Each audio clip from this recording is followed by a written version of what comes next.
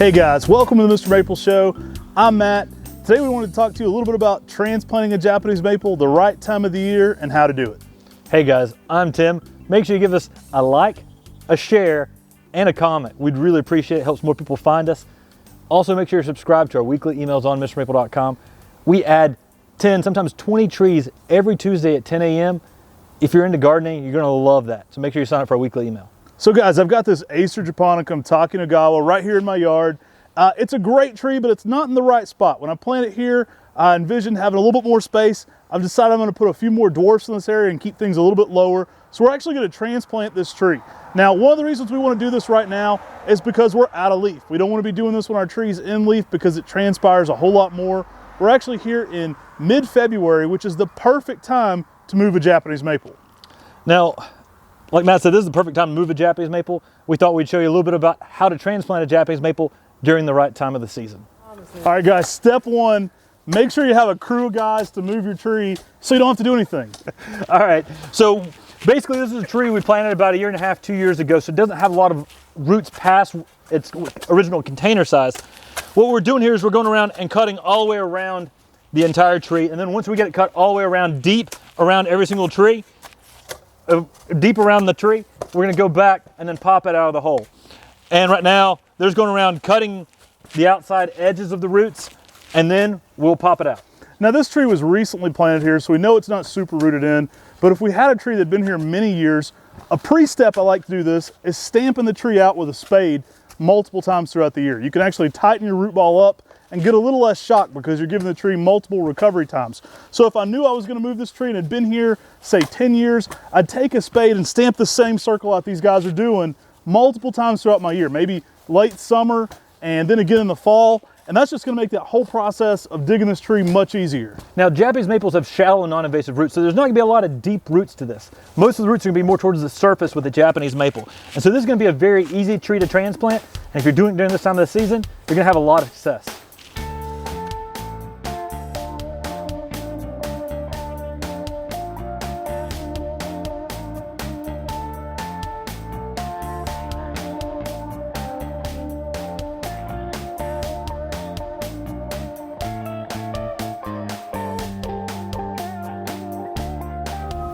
So guys, we're here in the spot we're gonna transplant our Takenagawa to.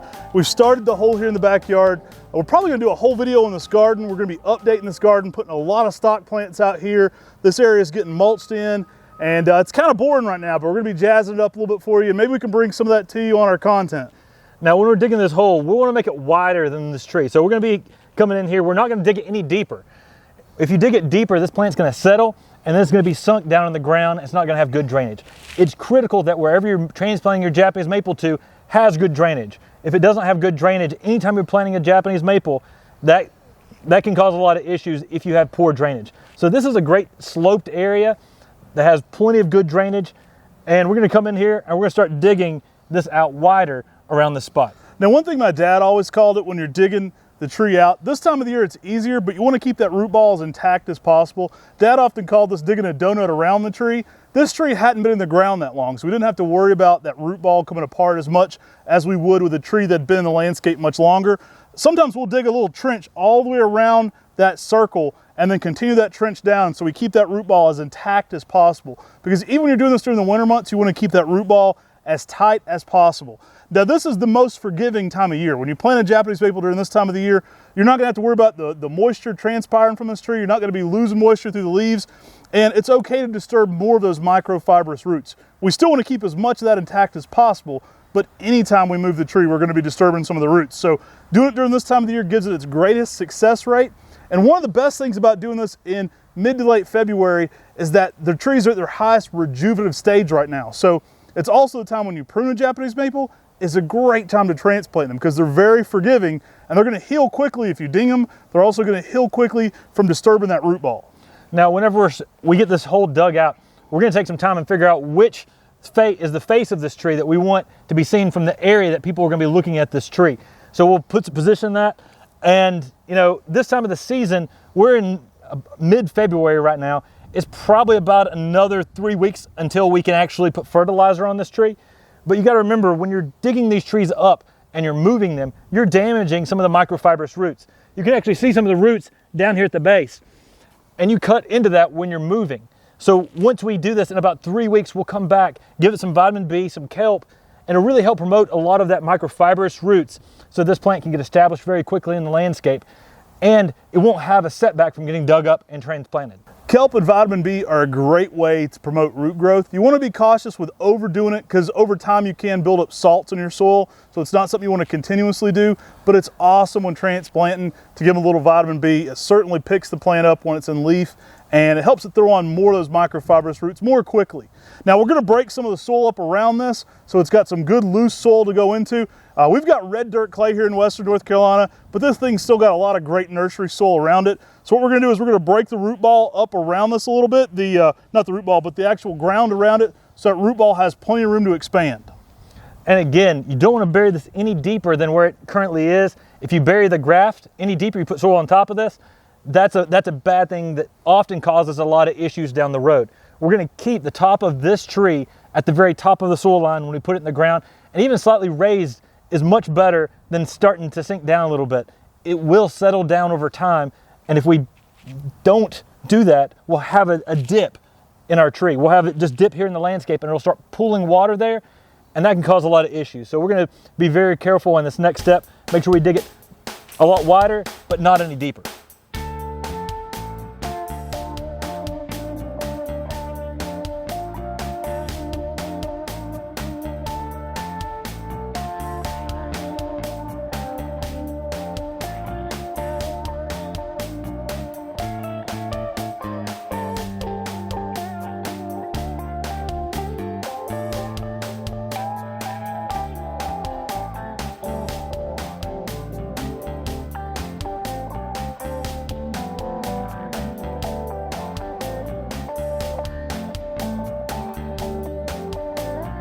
So whenever we were coming in here, we wanted to make sure we planted a little high, and we actually had a little bit of a hole to start with whenever we started digging. So we actually don't have enough soil to put it where we want to have it with this raised up appearance. And that's critical for a healthy Japanese maple, making sure it's raised up when you plant it. And so what we're actually going to do is we're going to get soil from another portion of the property and bring it here, and then finish it out by adding the soil around the rest of the tree.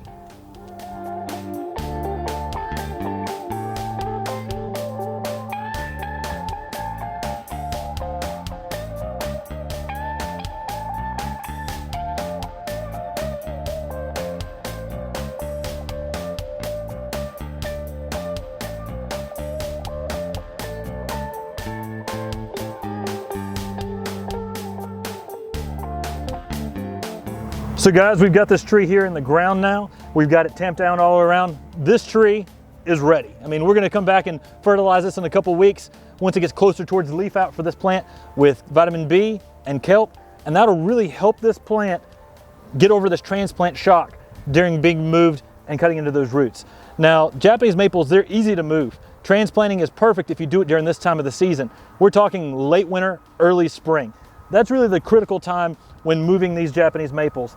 And if you see here, you still see the top of this Japanese maple the same you saw it from where we left it. Yeah, you don't want to bury that collar of the tree. We're actually going to come in here and mulch this entire area, and that mulch is going to help cool the ground off around this, but we're still not going to bury the collar of the tree. Now, the tree was already a little deep in the container before we planted it, so this one was already a little deep in the ground. We're eventually going to expose more of that layer right there, but we definitely don't want to be putting it any deeper than it already is. Now, if you have someone who comes and transplants a Japanese maple for you, and this Japanese maple, they plant it and it's already sunk in the ground, you probably need them to come back and redo it. Because if you have a spot in your yard that sinks, that's going to hold more water, and that's going to be a detriment to your Japanese maple. Often what people try to do to fix that issue is throw dirt on top of it. And again, that's going to cause a detriment to your Japanese maple as well. So the only way to fix that is to dig the tree up, lift it up higher, put some dirt underneath it to fix that situation. Now guys, I'm going to make the landscapers mad with this next one. I definitely recommend if you buy a tree balled and burlap to remove the cage and all the burlap from the tree before planting. A lot of landscapers are going to want to install that with the burlap sack intact. It depends on the burlap. Some burlap breaks down. A lot of this newer burlap is so synthetic, I've seen burlap 20 years in the ground, and that can be very restrictive, but it can also hold too much moisture for a Japanese maple. I also recommend removing and cutting out the wire cages. I mean, often people will try to leave that wire cage on the plant because it's easier. And eventually it's going to girdle your tree. Yeah, eventually that's going to girdle the roots of your Japanese maple. So you want to make sure that that wire cage and the burlap are completely removed if it's a balled and burlap plant. All of our landscapers just unsubscribe. It's not a popular thing to say, but it definitely is going to give you greater success for the long-term life of your Japanese maple. And we hope this gives you some tips for transplanting. We had to move this one anyway, so we wanted to come talk to you about it and get it on camera, just kind of show you what we do. You don't have to have a giant bobcat to do this, but when you're moving a tree this size, it certainly helps with moving the weight. Now, again, we didn't dig this hole any deeper than it already was, and than the tree already was. And what we did is we dug it wider. That way there'd be a little bit looser soil around the edges. We're planting this tree into a red clay, and we mixed a little bit of nursery potting soil with that red clay, but we didn't put it into pure potting soil. I mean, putting it into pure potting soil, that plant's gonna have to get established into that pure potting soil, then into the red clay. This way, when the plant gets established, it's already established in the landscape. Super easy to do, guys. We hope this gave you some confidence about the right time of the year. Again, we're here in mid-February. That's the ideal time to be transplanting a Japanese maple. There's so much more forgiving. You don't want to be transplanting a Japanese maple when in leaf. Make sure you like, subscribe, and share. Put some comments in the comment section. We'd really appreciate it. Helps more people see our videos. Take care God bless. and have a great day.